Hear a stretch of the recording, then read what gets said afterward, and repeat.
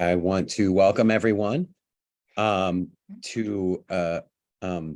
Environmental Humanities Initiative. I think this is our fourth event of the year. Here with Dr. Kimberly Bain from the University of Vancouver, British Columbia.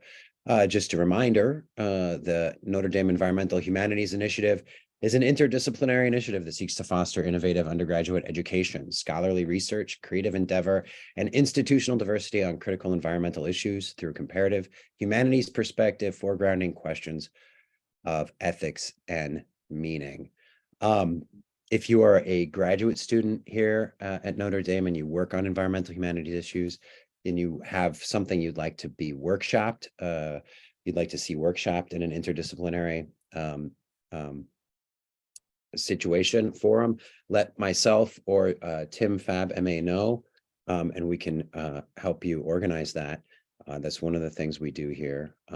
We also will be having, I haven't scheduled it yet, but I think Friday in April or early May, we'll be doing writing, tension and writing exercise down at the lakes on campus.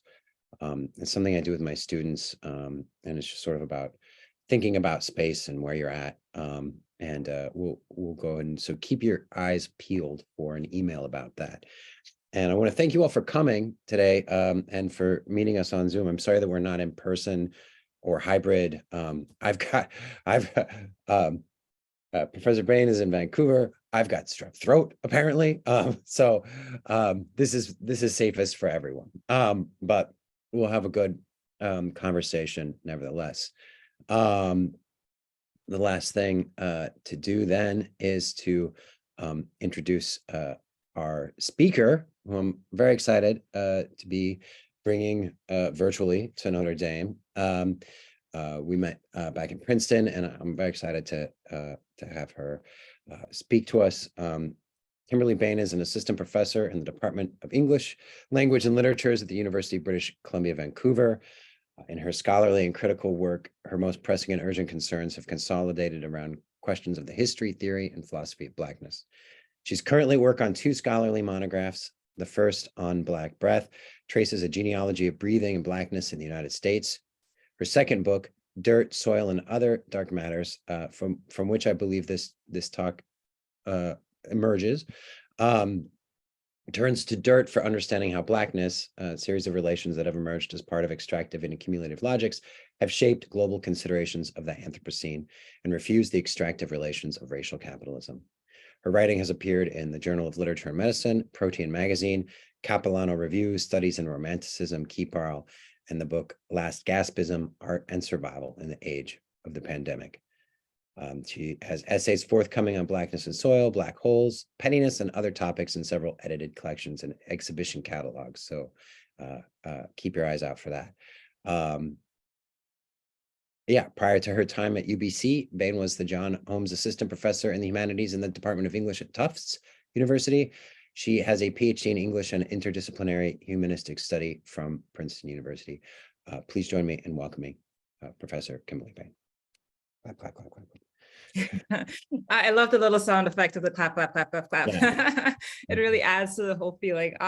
Thank you so much, Rory, for the wonderful invitation. Thank you all for coming as well. While I set up, I'm going to make sure everything looks good. I think, okay, it's all showing up beautifully. Fantastic. Okay. So one of the things that I'll confess to you all, since we're a sort of very wonderful, intimate group, is that whenever I'm invited to give a talk, I feel really quite overwhelmed, right? Overwhelmed, however, in a good way. It's like an overwhelming, deep sense of gratitude. It's a kind of sweet and tangible gratitude for being welcomed into a community, to share my thoughts, to be in conversation. And I feel that particularly whenever I get to give talks, because the work that I do sometimes can feel really lonely. It's always done in community, but there's a very deeply, I think, affective experience of what it is to do work. And so I always treasure moments where I can be in genuine communities with others and share my work and think with other folks. So with a taste of that kind of sweetness on my tongue. I want to open by noting that I'm being joined by my cat in the background. He may be jumping back and forth. And also that I'm joining you all today from the traditional, ancestral, and unceded territory of the Coast Salish people, which include the Squamish, Musqueam, and Tsleil-Waututh people. And today, Vancouver is home to thousands of Indigenous people, and I am grateful for the opportunity to live and work here. But the painful history of genocide and forced occupation of territory remains unresolved, and repeated violations of sovereignty, of territory, of water, of personhood is perpetrated by settlers, have impacted the original inhabitants of this land for hundreds of years, and it demands reparations. And I firmly believe that the promise of justice doesn't need to come at a different time and place. It can really begin here and now, which is why I find it really critical to name that I'm explicitly for the project of Land Back, right, which is a political and ethical framework that envisions a world where Black, Indigenous, and colonized and peoples can exist and be liberated, right? And so that liberation can manifest materially and metaphysically. And I hope that we can all work toward that kind of goal together. And also before I begin, I just want to thank several folks, including Roy for the invitation, Paul Cunningham for administrative labor, staff who are organizing things behind the scene who have not met yet, but who are squaring away many things that I couldn't possibly think about. Thank you as well to all of you for attending today's talk, despite the cumulative overload we're all dealing with constantly. I think we're always so exhausted at the end of a semester, mentally, emotionally, physically, professionally, personally, spiritually, whatever you want to call it, the list goes on. So I'm really just full of a lot of gratitude again, and it's amplified in many ways when I see before me a really wonderful configuration of folks who I think share a kind of collective intellectual grace, if you want to call it that. So I'm going to borrow some of that grace today to talk about some of my early explorations of what will be my second book project, Dirt, Soil, and Other Dark Matter. And so as Roy sort of says, this book is sort of building upon my first project's methodological commitments to historically grounded, but sort of multi-temporal exploration or inquiry that is trying to trace the development and the deployment of mundane matter or mundane practices. And here I'm turning to dirt for trying to understand that in relation to Blackness and in relation to extraction and accumulation and the Anthropocene. So any sort of feedback, any questions, thoughts are very much appreciated. Again, this is sort of early work that I'm diving into. So it really is sort of up in the air. But with all of that done, let me jump right into things. Okay.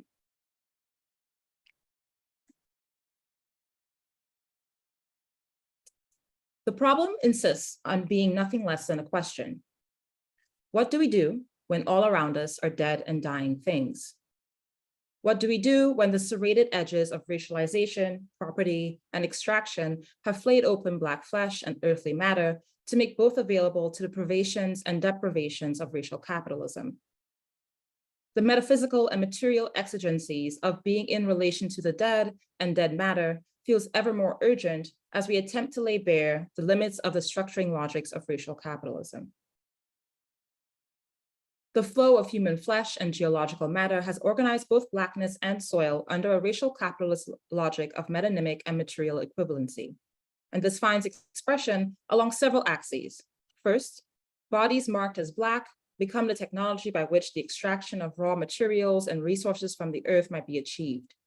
All the while, Black flesh continues to serve as a conceptual and material ground for extraction. As Sydney's Ferreira da Silva writes, the bodies of those who tend the land and pick the cotton are instruments of production, not dead labor, but raw material. As Blackness and Black flesh are continually refigured as a space of raw material, a resource-rich geography available to the practices of extraction, soil and its proximate states of land and earth, etc., undergoes its own figuration. What I'm marking here is that the extraction of geologic material, whether it be gold, silver, coal, and so forth, and the histories of racial capitalism emerge from the same impulse. Catherine Yusuf has articulated this, quote, slavery is driven by an indifferent extractive geologic that is motivated by the desire for inhuman properties. In this sense, slavery can be seen not as a confusion of subject-object in relation to inhuman categorization, but as a total submission to the principle of extraction that was extracted through inhuman differentiation. As Black people become Black bodies that can be stolen and owned, they also become a site of resource depletion and commodification. And as soil becomes land, which can be stolen and owned, it too can be depleted, commodified, and exhausted. At the intersection of racialization, property, and capitalism's extractive hunger, I turn to the quote, minor Black matter soil. I turn to soil not in opposition, but in necessary apposition to the metaphors and materialities of another Black matter that has cohered the practice of Black study, water and its attendant forms, including the tides and currents, and its theoretical framing, such as the oceanic. The metaphors and material conditions of water lend themselves to considerations of the ongoing histories of the African diaspora, especially when Blackness comes into being alongside and in the wake of the Middle Passage. As Vanessa Agard Jones writes, water in this way becomes the quote, romantic metaphor that has irredeemably made its place in the Caribbean and African diasporic studies, end quote. Too much has happened and continues to happen both above and below its liquescent geography to be siloed to the margins of Black thought. However, I find myself turning to the margins of this heuristic for renewed considerations of living with and in Blackness, precisely because the margins never remain marginal. They give shape, form, depth, and texture to the fabric of our realities. It is under this prerogative and the impossibility of escaping the dirt Black flesh labored upon after emerging from the hold of the ship that I turn to soil. If we attend to the silt that makes the ocean gritty, and if we can read the sediment that carries literal pieces of disparate continents and distant shorelines to each other, Black study gains alternative and fertile conceptual grounds for thought. As Black flesh and Black soil are mutual geographies of material and metaphoric extraction, that self-same flesh and soil can assist us in exposing the limits of space-time, that is, quote, of the social, scientific, and historical accounts of colonial and racial subjugation, which cannot but reproduce the racial dialectic. When racial capitalism flays open Black flesh and earthly matter, leaving both for dead, what we do with the dead becomes a practice of Black alchemy. Black alchemy names an erotic and ethical orientation toward dead and dead matter. This orientation is diagnostic and symptomatic of the painful and abrasive stretching Blackness continually undergoes as it practices being within, but not of, the regimes of valuation and appropriation that remain foundational to our world.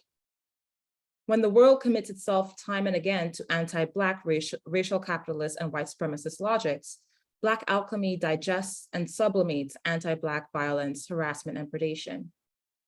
Black alchemy also names the material, metaphorical, and metaphysical quandary before me. How do we, to channel the words of Simone White, leave all that bullshit behind and attempt to jump from the hold of this ship, even though it might mean shattering Blackness and the enclosure of being alive against matter? In what follows, I offer a provisional map of the Black alchemical as an analytic. The Black alchemical practices I explore here a practice of drinking, eating, and licking dirt, offer a method for articulating not only how Blackness comes to be welded to the appropriative extraction, but also how Blackness does not exist for these relations. To do so, these practices sift the metonymic, metaphysical, and material properties between Black fleshly matter and earthly matters to find a space and time to be intimate, to touch, to hold, to lick, to eat out with the dead. Looking to the syncretic knowledge systems of Obeah and tinctures of grave dirt, Cachexia Africana and the histories of dirt eating, and the 2019 performance and installation Dirt Eater by Kiyan Williams, I enter moments in which the circuits of racial capitalism are disruptive, refused, severed, and shattered. And it is from these latter moments that Blackness emerges from the catastrophe, providing other means of living and dying.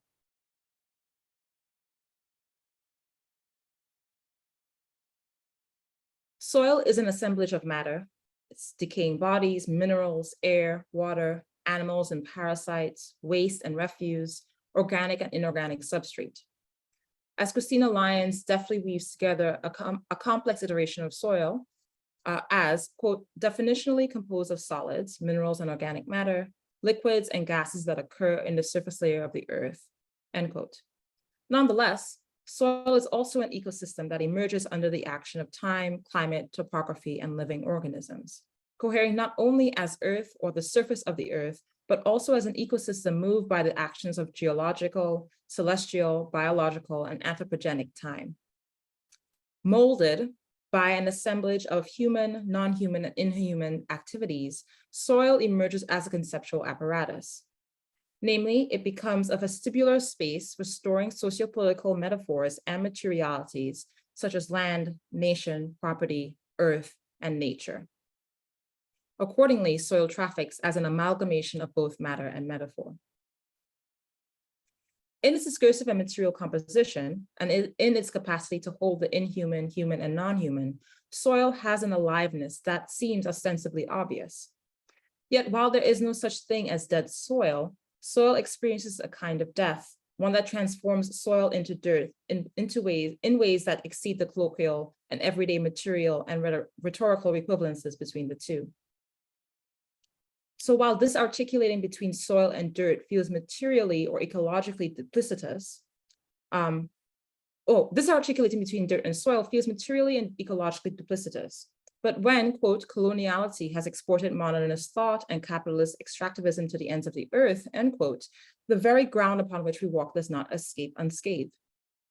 Consequently, though there might be no such thing as truly dead soil, the forces of extraction work to sever soil from life-sustaining socialities and ecologies, in turn producing dirt.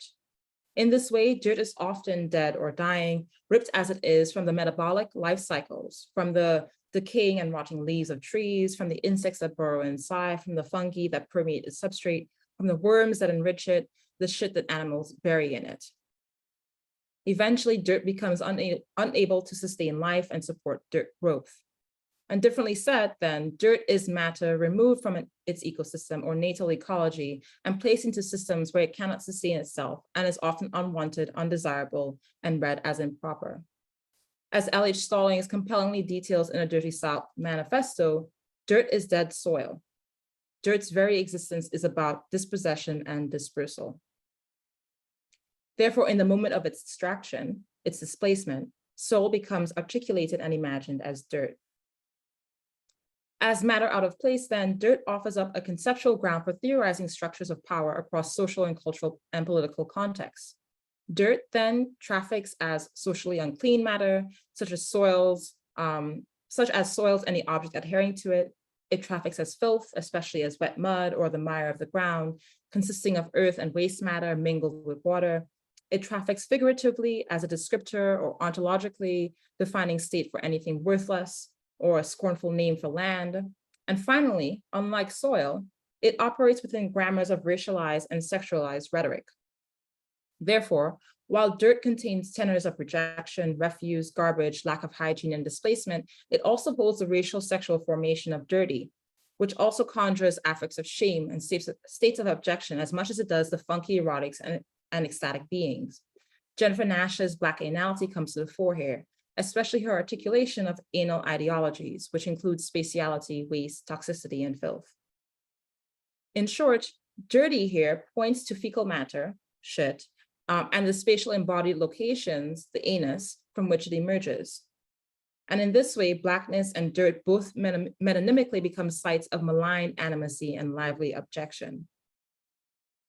So in the racial capitalist transformations of soil into dirt, how does this maligned, abject, yet still lively, yet still dead, matter finds its way to Blackness? Minor though it may be, dirt and soil stick to the bones of Blackness.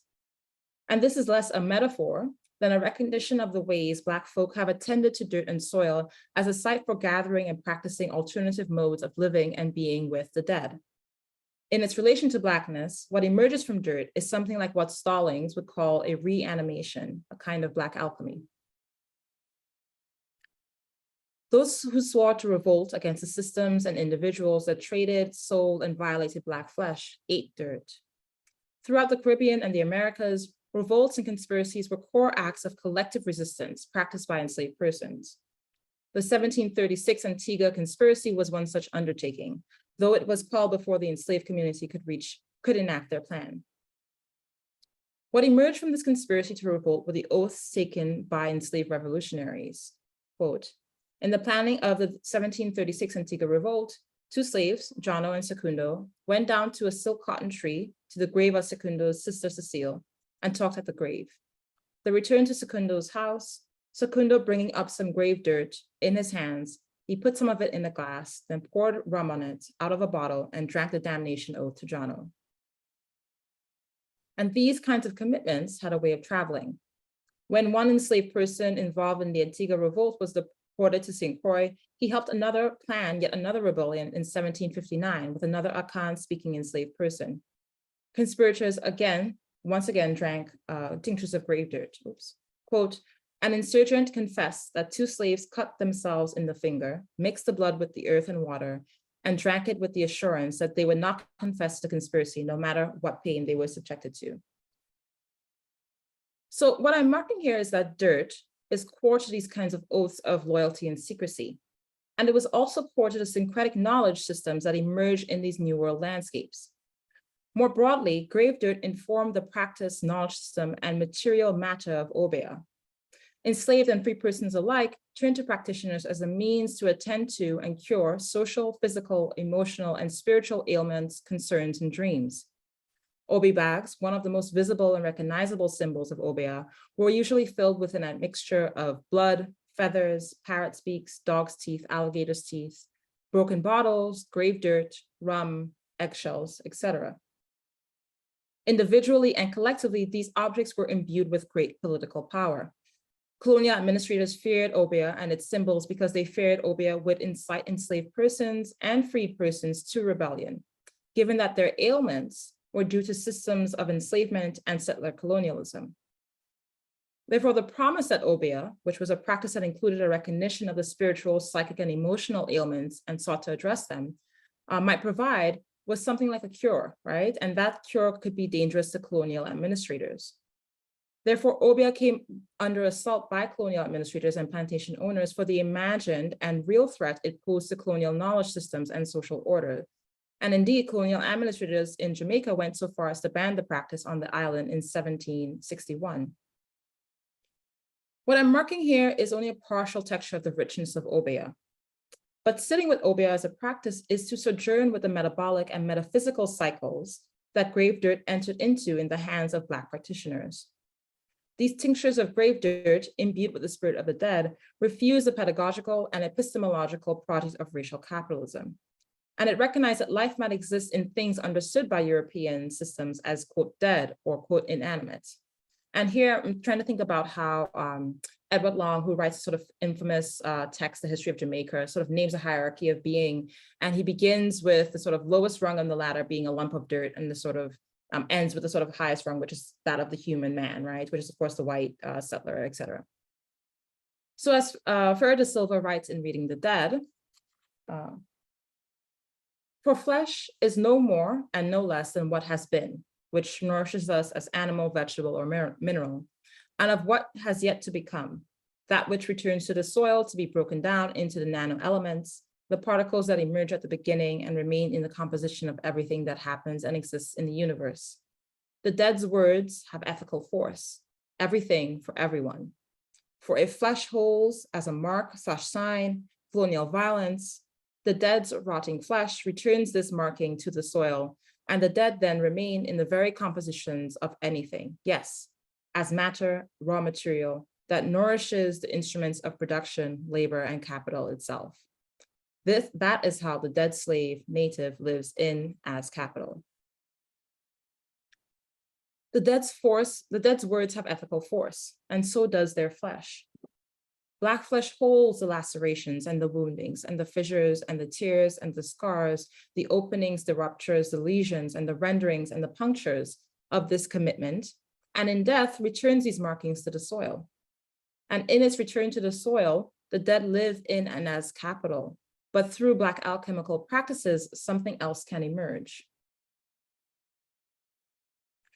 The dead, in their interaction with the soil, can alchemize new relations to the living. These relations reveal themselves in the practices of Black refusal. In other words, things can still grow in dead soil. Mixing grave dirt with rum and other substances was a metaphysical and material practice of creation, of alchemizing dirt into soil.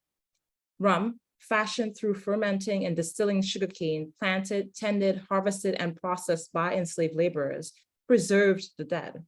Rum became a vestibule for the flesh of Black enslaved persons who bled over the sharp stalks during their harvest, who were traded as enslaved property, whose labor made possible the flourishing of the rum trade, who drank the rum for moments of ecstatic pleasure, and who found themselves returned to the cradle of the earth in its aftermath. Part of capitalism's parsing of land for property is a partial sensorial knowing of that land, predicated primarily upon a visual schema. Yet, quote, compelled by the land's refusal to be metaphysically alienated from flesh, these dirt eaters pass on knowledge and minerals about an older system so that their descendants may know something more about the world than what dated treaties, proclamations, and certified disorders can tell them. Just as it was not just Obeah's political power, but its metaphysical and epistemological force that threatened the colonial order, dirt's relation to the dead and being dead holds a repository of history, a compendium of affects and experiences and events. It is an almanac of the living and the dead.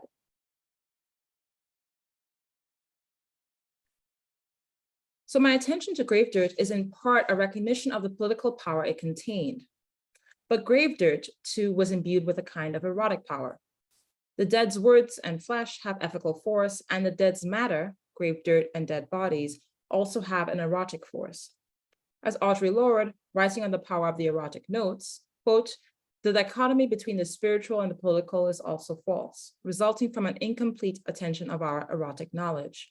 For the bridge which connects them is formed by the erotic.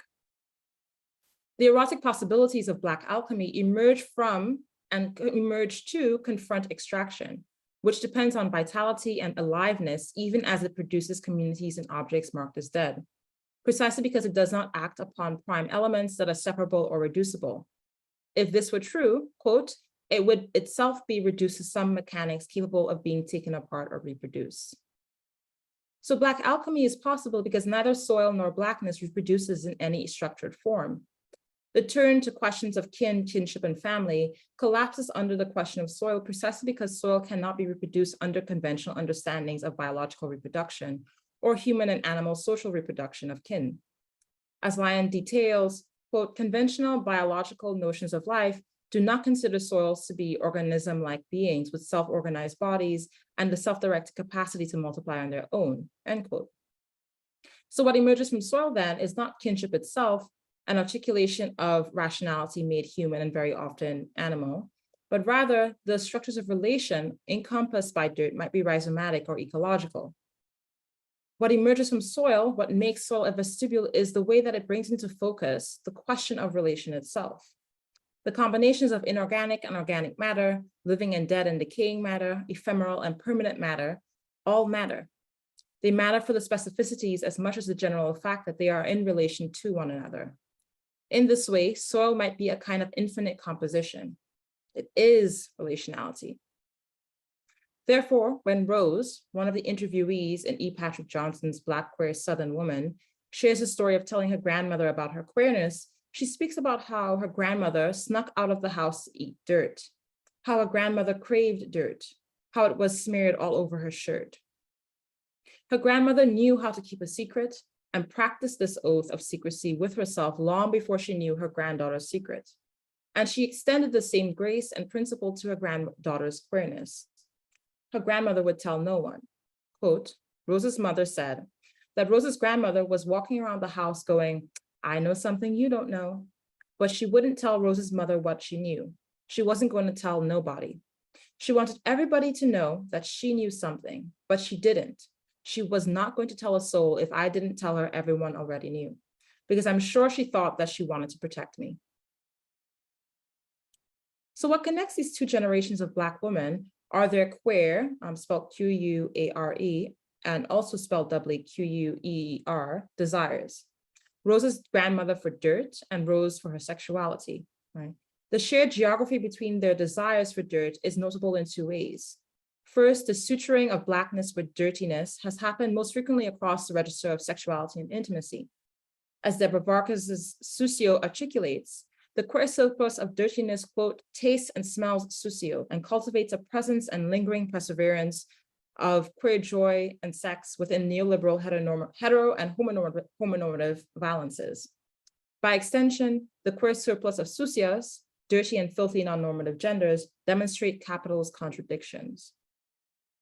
So in their shared cravings for a kind of, quote, eating out, whether eating the outside or eating someone out, a kind of messy surplus emerges, a surplus enough to spill over the lips. And so Rose's secret spills, and so spills her grandmother's dirt onto her shirt. In addition, Rose's grandmother's practice of secrecy about her own practices and regarding Rose's queerness defies the call to properness. As Jody Bird et al. Define it, appropriation is a conception and practice of the proper propriety, proprietorship, and proprietary claims that instantiates property as a relation to private and public. Appropriation suggests a double movement of making one's own and making one proper to or properly oneself. So when properness shares in the same origins as property, both foundational to the system of appropriation that encloses Blackness and dirt alike, then an intimate or spiritual relationship with land beyond ownership matters for resistance, right? So with the preservation of land and earth in mind, a sensual and erotic relationship with the land intervenes on capitalist parsing of it for property. And this genealogy of messy and muddy dirt eating finds continuation in the work of multimedia artist Kiyan Williams, especially their 2019 installation Dirt Eater. Dirt Eater is an example of what Christina Leon calls meta-metaphor, which, quote, quote, how matter figures our poetic vision, and our poetic vision may impact our material pursuits, end quote. So here in Dirt Eater, the poetic vision is a sensorium. The piece is a twofold installation comprising of a sculpture and an accompanying video. The standalone sculpture wears an iron face mask and an iron collar around their neck, reminiscent of Anastasia, the revered saint of Brazilian Catholics and Umbanda practitioners. Anastasia became an image of resistance, propelled to prominence for her healing abilities as a practitioner of Obeah.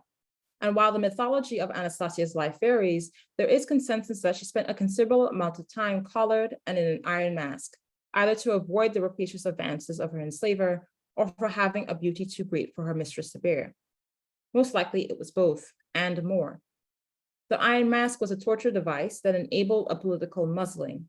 It prevented her speech from exciting fellow enslaved persons to revolution.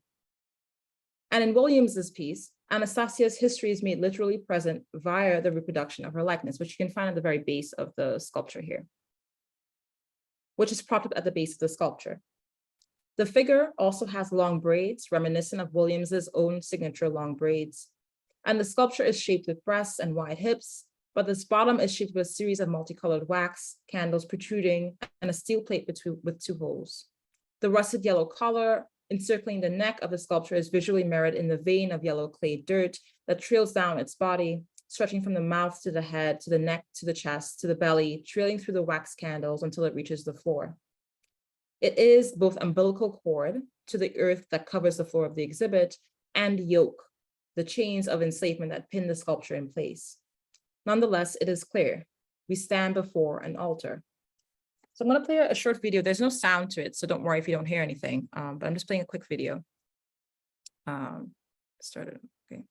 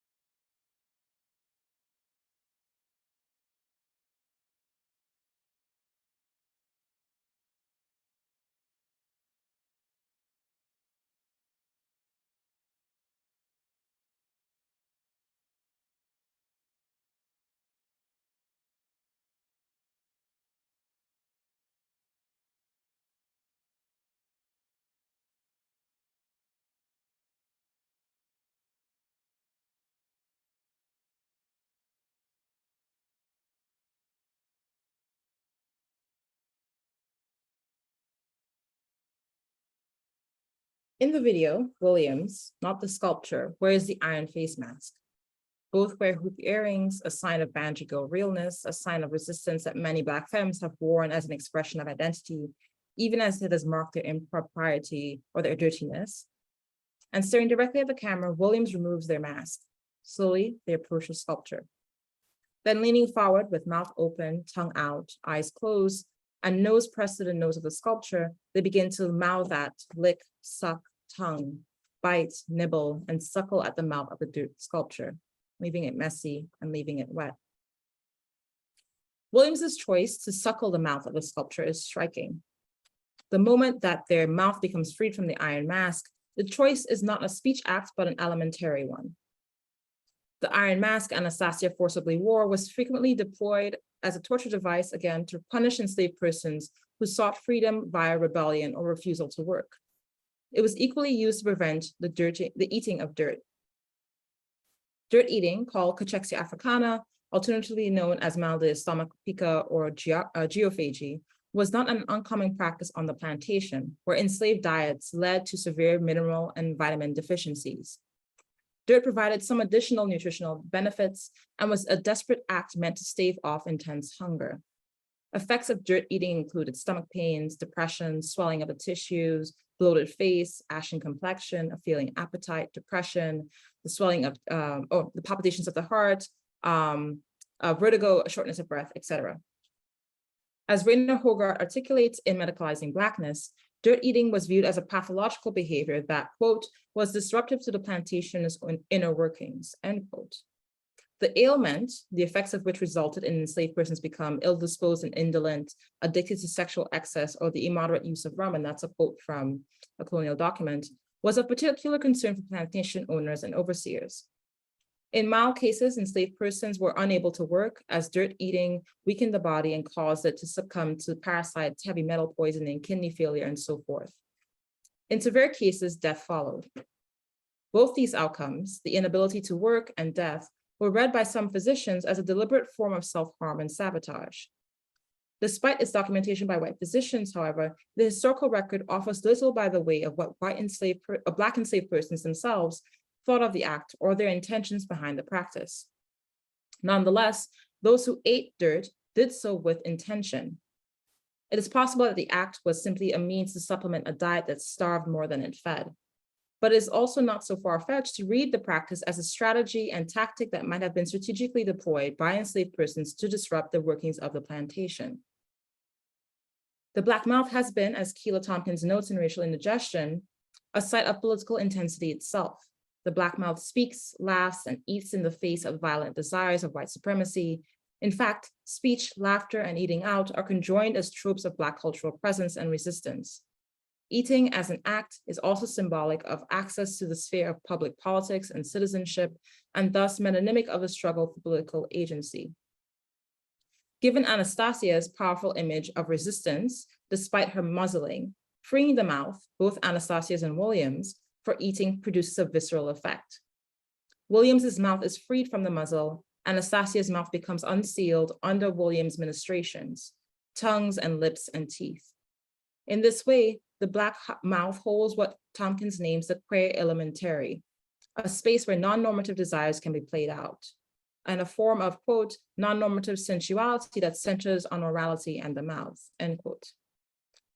It is no stretch then to read and therefore taste Nash's Black anality here, or to read and therefore eat out the genitals, the anus. But my point here is not to align the genitals, the anus, and the mouth as coeval sites of erotic intensity. Rather, I am compelled nonetheless to mark their overlap here precisely because, as Calvin Warren states, quote, improper bodies become erotic objects, tasked with fulfilling the prurient lusts, gratifications, and economic necessities of masters. That the commodity is erotic or eroticized does not mean it is unintelligible through sexual difference. So the Black mouth here becomes the means through which to practice an erotic alchemy that renders sexual difference false in the face of Blackness. So as Williams smears the brown matter all over their face, their chin, necks, cheek, gum, the mouth erupts as a site for capaciously sexual acts and sexual pleasure mired in dirt and dirtiness. These acts are both autoerotic, so licking and sucking oneself off, as it were, and also an alchemical re-enlivening of the dirt via saliva and spit. What draws my particular interest here are the erotic activations, the alchemical invitations that come from the meeting of the mouth with the mouth, namely the transformation of dirt into mud via saliva and spit. And saliva is a biological substrate composed mostly of water with smaller amounts of other bodily matter, such as mucus, white blood cells, epithelial cells, etc. So it is imbued with a kind of political surplus. As J.T. Rowan's Spitting Back at the Law and Order offers, spit, quote unquote, or quotes, it constitutes a distinctive political affective structure attributable to those condemned in the changing political and economic context of marginality and violence, who nevertheless plot individual and collective visions of autonomy and abolitionist futurity in the face of violence and repression, end quote. So I'm taking that mandate that Rowan provides for us, the mandate to consider spit as a political affective structure, and consider saliva and spit in the context of Blackness's relation to soil, especially its excesses.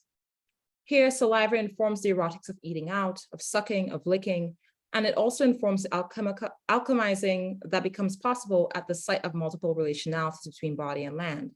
Saliva and its form as spit in particular conjures a kind of dirty blackness. The act of eating dirt that Williams engages in is not the act of simply placing dirt in their mouth and eating it, but rather Williams is eating dirt and therefore eating the dead out. Beneath Williams' ministrations, the dirt melts, becomes wet, becomes soil again. And the video lingers with the sight of Williams chewing and mushing the dirt in their mouth, the messy residue smeared across their lips and chin and tacky in their facial hair. The salivary threads that produce relation between the sculpture and Williams stretch and break, bubble and smear. Williams gives dirt to the sculpture and the sculpture gives it back, a sharing of resources, a shared richness of action that brings the dead dirt back to life, makes it into soil with sticky spit, but also the very act of being in relation to each other, in living next to each other, in feeding each other. The entanglement between soil and blackness, both to confront extraction and to refuse it, emerges from the erotic activations of saliva. And in this way, blackness and soil move in relation to each other, not as extraction, but as messy, dirty, and overflowing alchemy. So I return to the beginning. From exhausted and dead soil, things grow, do they not? Catastrophe can allow for the making of rich black soil, erosion and weathering, depositing global debris into new geographies such that life can erupt and decay and decompose and produce new life, fertilizing dirt so it becomes soil once again, but soil differently made. Soil with different ecological relations. So soil is not dirt, nor is it soot, nor grime, nor dust, nor silt, nor shit, but it sure as hell is not any of these things. The expansiveness of soil is attentive to life, to inanimacy, to the inorganic, to the dead, to the dying, and the decaying. Rot and shit, we might say, are what support the entire system of life in soil. And dirt can be returned to or alchemized into soil once again, into medicine, which may either kill us or free us, or leave us rooted where we stand. Which is all to say, the raw black matter that has been extracted, violated, and devalued, even is the core of, or devalued, can provide another mode of relationality. This relationality is no less painful, but it is one oriented towards being in ecstatic relation. It is oriented toward dancing and sweating and eating and shitting and licking one another. And it's oriented towards the world and vice versa. And so to close, I'd like to close with a reimagining of relations away from extraction and towards something else. And the way it appears in Williams's 2020 piece, Reaching Towards Warmer Suns. Oops. Soil, Steel, and Concrete Base, Reaching Towards Other Suns is a public installation work along the banks of the Powhatan River, which is the James River in Richmond, Virginia, where some of the first enslaved Black people touched land in North America.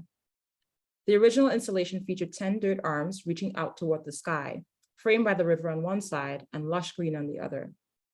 The limbs emerged from green grass, little clearings of upturned soil marking their emergence. They were all made of dirt, their exterior rough like a mud cast, fingers extended towards the sky, a literal reaching toward, except for one arm, which made a fist.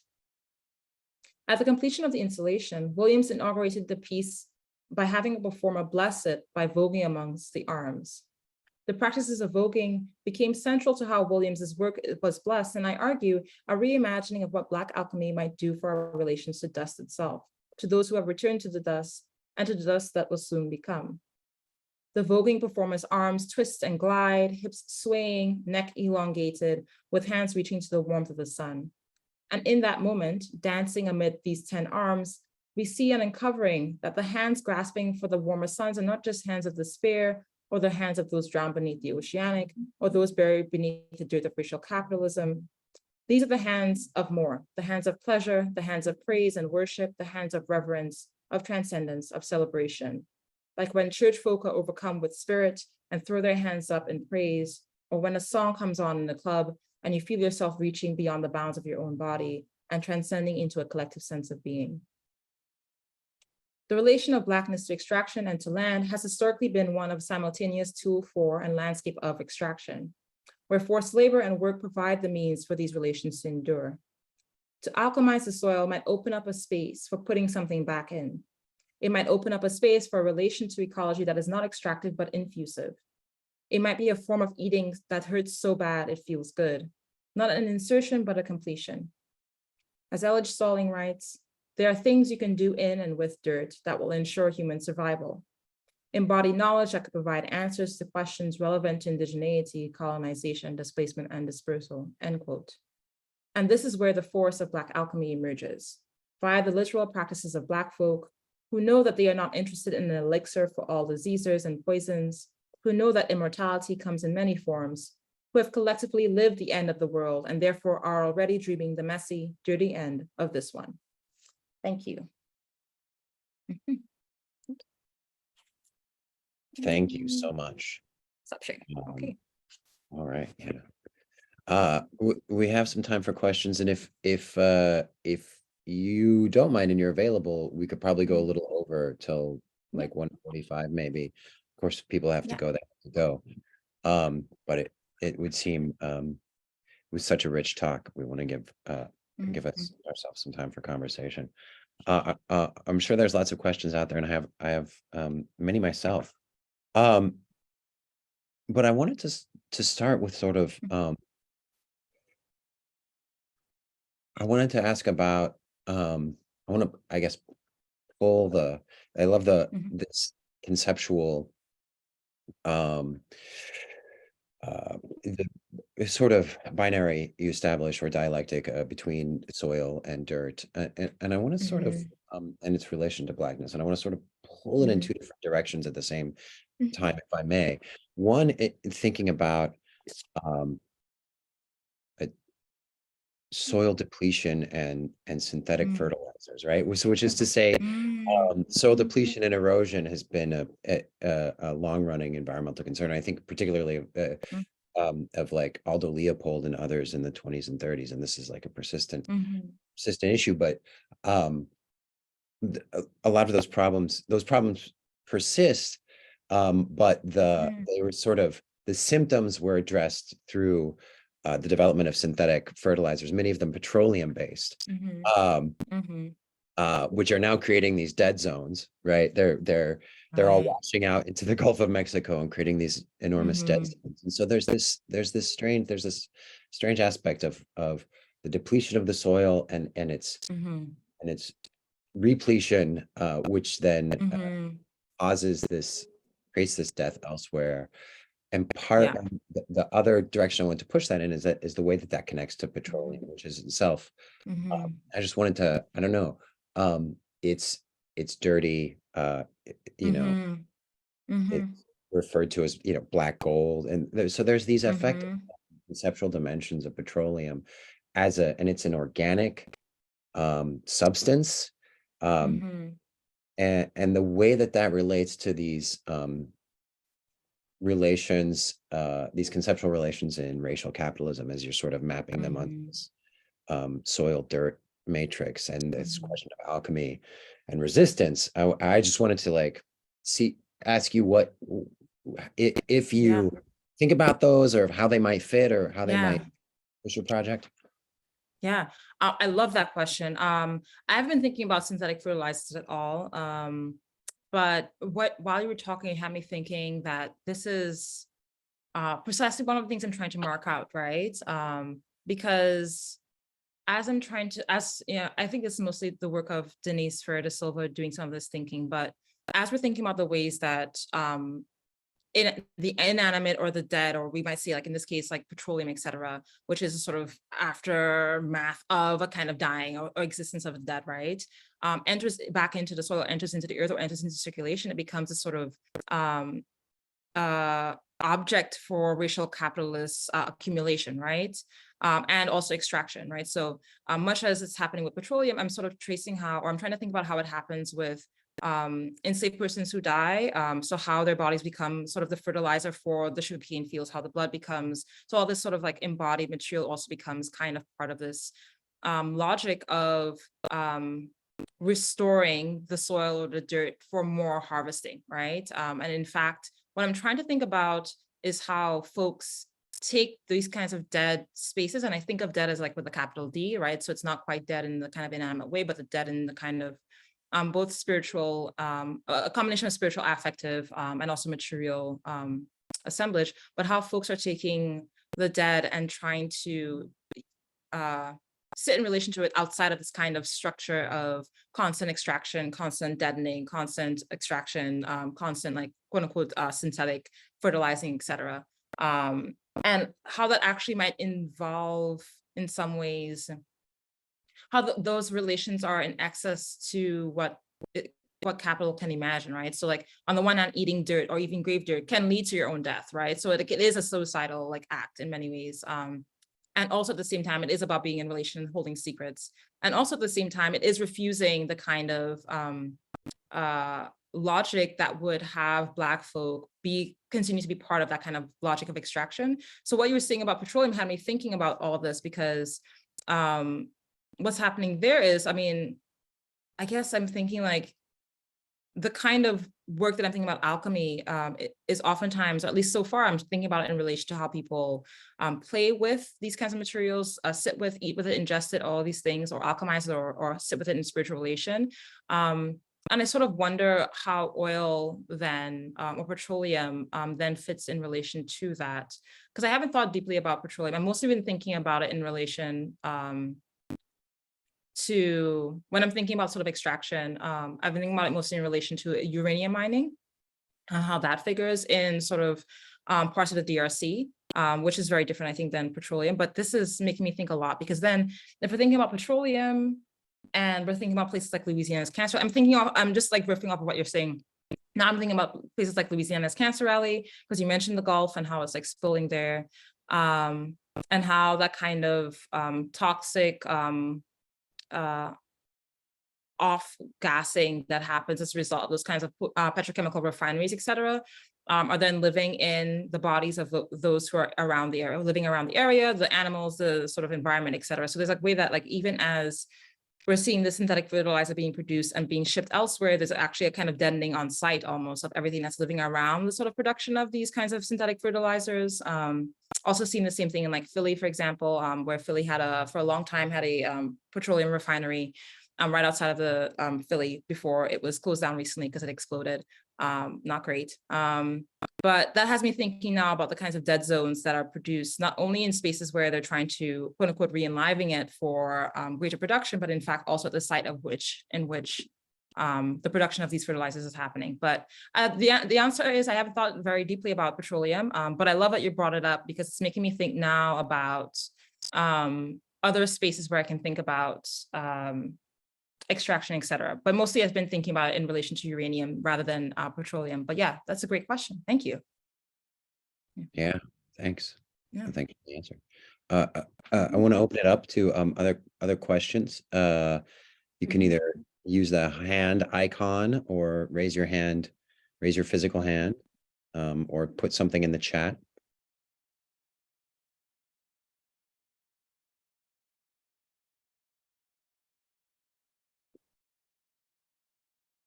Yes. Francisco. Yeah, thank you for that. It's really rich, especially the various ways you took this. This question is actually motivated by one of my graduate students who's in the audience, actually, Hades, who's doing work on the erotic. And so One of the things that Mhm. I found really intriguing is how you're using that term Mhm. as a heuristic. And I wanted to hear you say a lot Mhm. more about that, just because it is Yeah, a fascinating concept. It's a widely misunderstood concept, how Lord is using it. yeah, yeah. And you're using it in a way that's getting us to push back against like the very simplistic way it's often used as just like Mhm. this Mhm. almost like confessional framework. And instead it's like a Mhm. very relational, it's very expansive, Yeah, yeah, it's very intriguing. So could you say a little bit more? And again, yeah. it's motivated by Hades, who's in the audience. Okay. Yeah. Okay. Well, thank you so much for the question. And Hades, if at any point you like want to ask any follow-ups, please do so. I love it when grad students attend because I think grad students ask some of the most astute questions ever. And then you sort of sit there and you're like, is my entire life a lie? Um, but thank you so much for the question. So for the erotic, yeah, I've been thinking a lot with the erotic as a place to start my thoughts on the alchemical, which just last week, actually, I've been calling this book Dirt, Soil, and Other Dark Matter for a long time. And then last week I realized actually it's a project on alchemy, which happens to also be about dirt and soil and other dark matter. So, other chapters are going to be on things like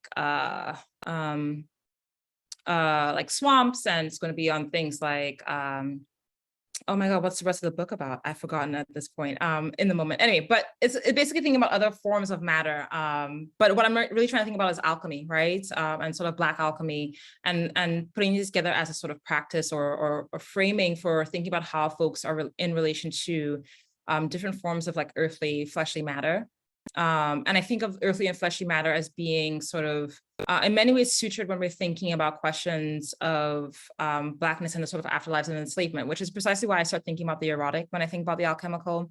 Because as you're sort of saying, Francisco, like the erotic is, I think, sometimes read as a site that is antithetical or or the opposite of the sexual, the sensual, et cetera. So it's seen as a sort of space of the opposite of the pornographic, the opposite of sites of sexual excess, if you want to call it that, right? And it's read as a sort of space that is proper in some ways, I think, right? So what can happen at times is like the erotic is sort of read as a space of providing a greater properness or greater um, um, structure to the idea of sensuality, relation, and sexuality in some ways, right? And that is in part because I think the way the text itself of the use of the erotic is written, folks have sort of established a binary, right? And what I think is actually far more useful for us to, or the way I think about it, is that the erotic is far more capacious in its relation, right? It's marking out that when we're thinking about our relations to the world around us, to others, and to ourselves, there is always going to be a kind of affective experience of, we can call it maybe a little bit, but I would say rather a sort of deeper grounding of desire, a deeper grounding of love, a deeper grounding of care, a deeper grounding of like being despised with the world, whatever you want to call it. It's kind of affective enriching of the way we relate to the world. And that's erotic in many ways because we feel that, right? We feel it, we live it, we breathe it, we experience it, etc. And so as I'm thinking about the alchemical, I'm trying to think about, well, what are the ways that Black folk are thinking with all of this earthly matter and all this fleshly matter and the dead when racial capitalists and Western knowledge structures would envision the dead to be dead, right? And to be gone, and therefore not be something you can be in relation to, except to continue to extract from, right? So like oil, for example, or uranium or gold or silver, et cetera, right? And so that relation is oftentimes erotic precisely because I think there's something about the erotic that requires, at least as I read it, something that requires a kind of a self-death almost, right? So it's like to be in full relation, or not to be in full relation, but to be in relation, one has to be willing to, in some ways, obliterate oneself and open oneself to the capaciousness of the sort of desires, erotics, pain, etc., the care, the love, etc., of the world. And so when I'm marking out here the erotic ways that folks are engaging with dirt and soil, it's not just Kiyan Williams, like eating the dirt and sucking on it, et cetera, which might be read as simply a kind of practice that is sexual, but it's also sort of way in which we see Williams producing a kind of self-obliteration that then produces a new kind of being for both themselves and also the sculpture and also Anastasia's memory and also the dirt that's a part of it, right? So it creates this kind of relation. So for me, that's how I'm thinking about the erotic. It's also, I think, informing how, for example, enslaved folks in Antigua, which side note, the dirt where Williams sources their dirt, so the dirt that they're sourcing for this particular sculpture comes from St. Croix, which is where their family members, like they have family members who live there. And so that's where some of the enslaved revolts that I was marking historically are sort of happening, right? So Antigua and St. Croix. So when we're thinking about the kind of ways that history lives on and the ways that we open ourselves to that kind of relation with history and also relation with ourselves in the immediate, that is deeply erotic. Even if it's not a good erotic, it is an erotic nonetheless. And so like sitting with that kind of thing is what I'm trying to do. So yeah, so thank you so much for that question, because I very rarely get a chance to mark through that, but that's what's undergirding a lot of the questions I have about the alchemical, right? So if the alchemical is a sort of material metaphysical practice, it's also an erotic practice. Yeah. Tim, I saw you had your hand up. Yeah. Thank you so much, Kim, for your presentation, and thank you, Roy, too, because your question actually prompted a lot to think about. So, talking about crude gas and the overall formation of hydrocarbon. Takes me back to Niger Delta. By the way, I'm from there, and we face a consequence of extreme pollution due to emissions, carbon extraction, and others, especially by the carbon corporations from the West. And before now, we're just considering the presence, that is the oil and gas extracted, but not the process. Your presentation has given me this idea that this is a continuous process, and those who are present now, who are the victims, are actually serving the reservoirs to a sort of replacement. And I'm wondering, how do you compare this to environmental colonialism in North America, in Australia, New Zealand, and how this impacts the health of indigenous people? Thank you. Oh, that is a fantastic question, Tim.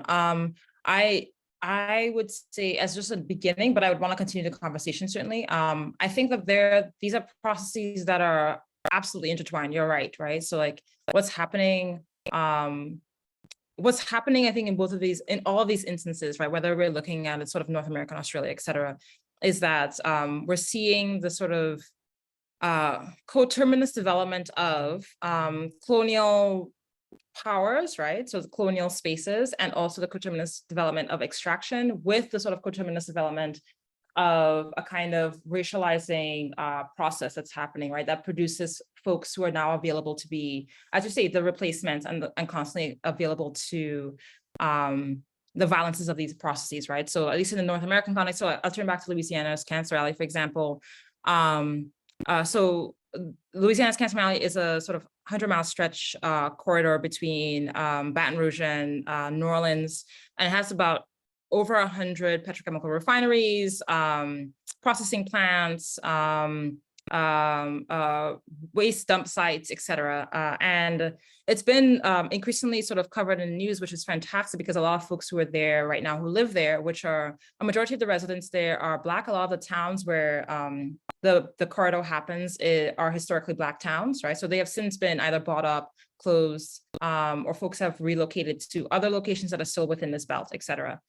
So a lot of folks have been mounting increased resistance, right, as a result of this, because Louisiana, of course, the state is in cahoots with these corporations like DuPont, et cetera, for a long time to give corporations tax cuts and tax breaks so that how they can come in and build their refineries, et cetera.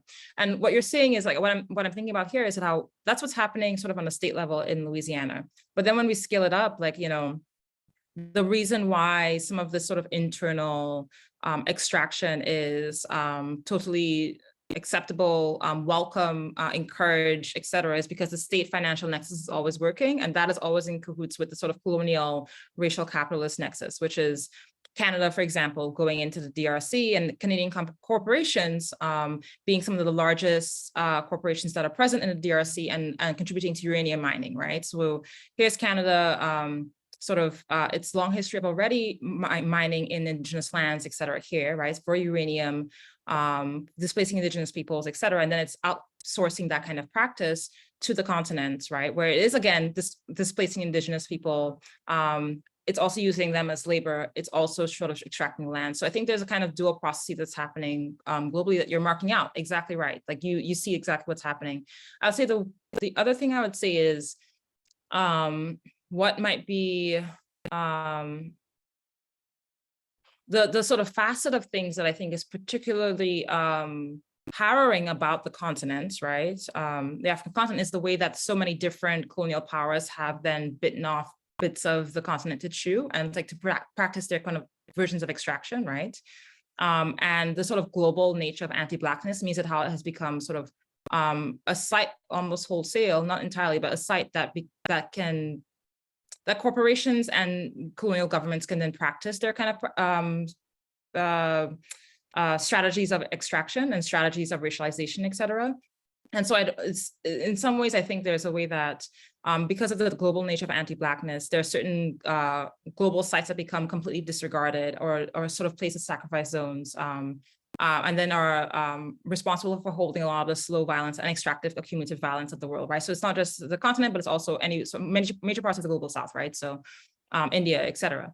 So I think there is a way that we see it sort of on a widespread in the US, for example, but what we're seeing happening in the US is in fact sort of echoed in sort of even greater scales in some ways in the global south, precisely because the US is quite willing to export some of its, many of its violences and practices it globally. So I'll say that as a beginning statement. I think you're exactly right that these are all things that are connected. These are processes that I think will continue unless we really try to get some shit done, right? Yeah.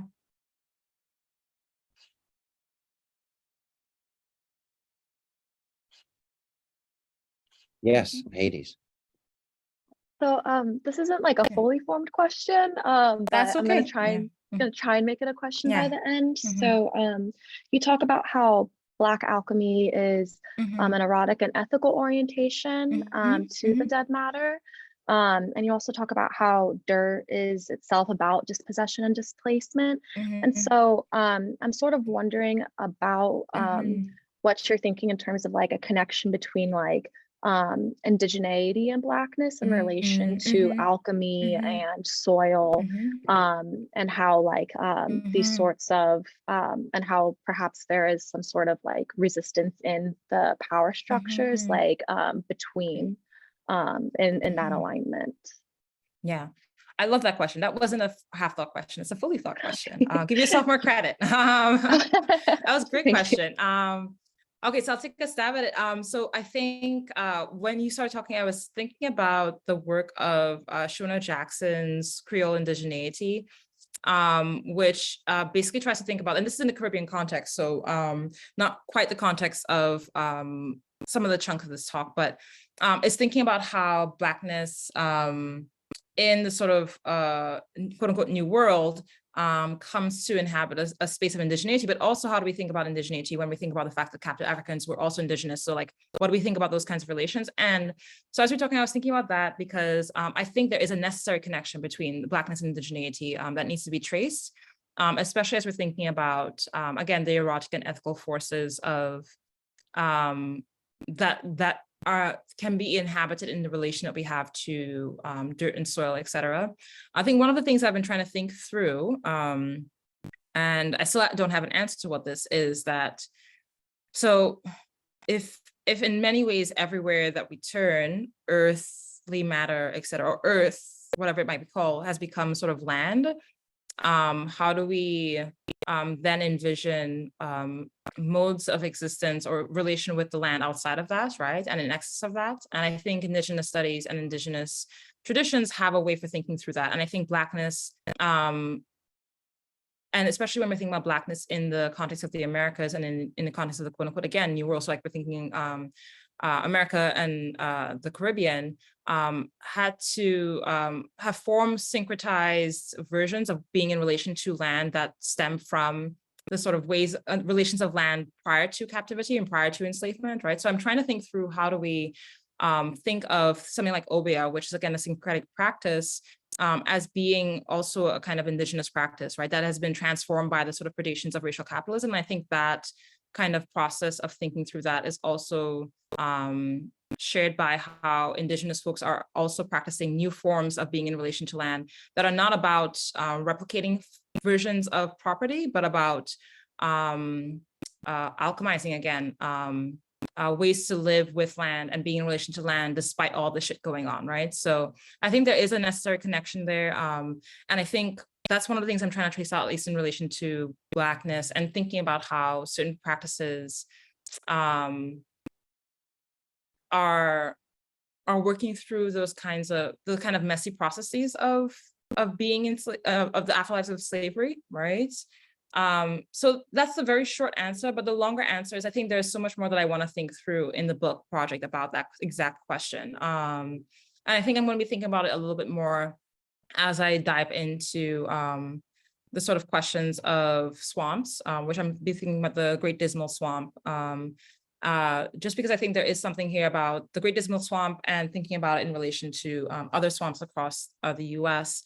And thinking about the ways that Black Indigenous resistance were coterminous in that sort of space, right? So how that space produces a kind of geography for Black Indigenous connections and resistance and also practices, right? And relations. So I don't have a firmer answer than that, except to say that I think, yes, it's absolutely, the two of them are connected. That yes, as I'm thinking about Blackness, I'm thinking about the question of indigeneity necessarily in the project. Because I think the two things can't be separated because precisely as Black flesh is being enslaved and is then serving as a kind of capital within the earth, right? That is also the case of how Indigenous people are being killed and serving as a kind of capital of the earth, right? So like both of these are populations that are being placed within a certain kind of figuration, even though they're differently figured, but they're still being figured within a certain kind of process and logic of racial capitalist extraction and exploitation, right? And so yeah, so I think that's the sort of beginning part of what I'm thinking. And then the other thing I would say, the final thing I'll say is, no, I think that'll be all I'll say. But thank you so much for a wonderful question. That's a great question. And don't undersell yourself. That was a question. That wasn't a thinky thought. Yes. Mm-hmm. Thank you. And thank you for your answer. Yeah. Mm-hmm. Well, I think, thank you, Kim, again, for a great talk and really wonderful conversation. I hope we can keep the conversation going in different ways moving forward. Let's just have another round of virtual applause for Kim Bain. And yeah, thank you so much for this great talk. Yeah, thank you all for coming. It was so wonderful to see you all. I hope you enjoy the rest of your day in the snow, and I will enjoy some sunshine on my end. And please feel free to email any thoughts, etc. pop into people's heads, okay? So lovely to meet you all. Great to meet you. And we'll keep an eye out for your book. Thanks again. Thank you.